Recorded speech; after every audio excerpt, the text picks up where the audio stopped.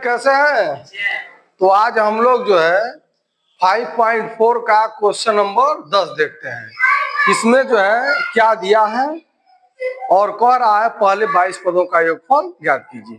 तो इसमें कह रहा है कि उस एपी अर्थात समांतर श्रेणी के पहले 22 पदों का योगफल ज्ञात कीजिए जिसके दूसरे तथा तीसरे पद क्रमशः 14 और 18 है।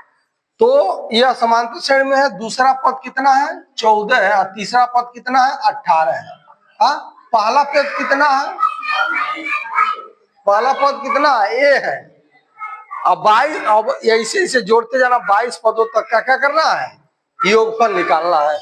तो मान लीजिए n बराबर भी क्या हो गया? 22 पदों तक का योगफल निकालना है।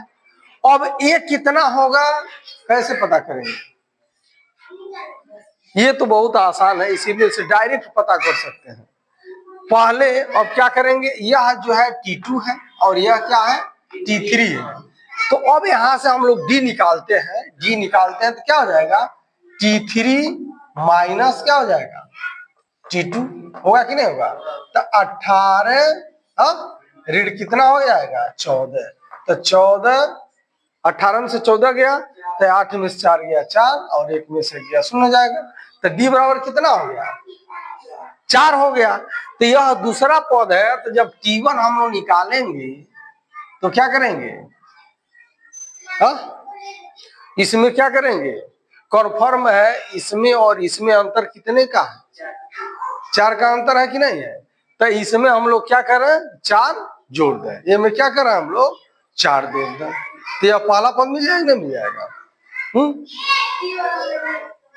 तो ऐसे हम लोग पहला पद T1 को भी ज्ञात कर सकते हैं। चाहे हम लोग क्या करें, इसका जो है D हम लोगों को पता है, ये हम लोग मान लेंगे, n पता है। तो हम लोग जब T1 ज्ञात करेंगे, तो T1 जब ज्ञात करेंगे पहला पद, तो पहला पद जितना होगा उसमें हम लोग क्या करेंगे? 4 जोड़ेंगे तो क्या हो जाएगा? 14 हो जाएगा। तो यह कितना है कि इसमें जोड़े तो हम लोग 14 हो जाए। ये बराबर कितना है? 10 है। 10 में हम लोग 4 जोड़ेंगे तो क्या हो जाएगा? 14 हो जाएगा। 14 में हम लोग 4 जोड़ेंगे तो क्या हो जाएगा? 18 हो जाएगा।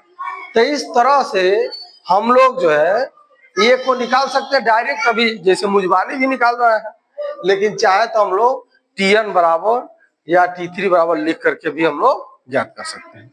तो अब हम लोगों के पास n भी पता है, D भी पता है, ये भी पता हो गया। तो Sn हम लोग को निकालना है। तो हम लोग जानते हैं Sn बराबर होता है n/2 2a plus n-1 into D, ये होता है। अब इसमें सारा मान रख दिया जाए तो यह हो जाएगा यस कितना हो जाएगा? 22 बराबर 22/2 और 2 गुणे कितना हो जाएगा? 10 धन यह 22 ऋण 1 D का मान कितना है? 4। इससे कट जाएगा कब बार में? 11 बार में।